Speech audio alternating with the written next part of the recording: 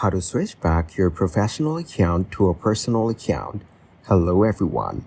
In this video, I will show you how to switch back your professional account to a personal account.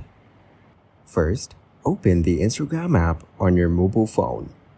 Make sure to log in or sign up for your account. Now tap on your profile in the bottom right corner. Then reach the three bars at the top right corner and reach the settings and activity. Here, scroll down and tap on the Creator Tools and Controls option. Now choose Switch Account Type. Finally, tap Switch to Personal Account to make the change. Thank you guys for watching this video. Hope you got some value. Make sure to like the video and subscribe to the channel to get notified of new videos. See you in the next one.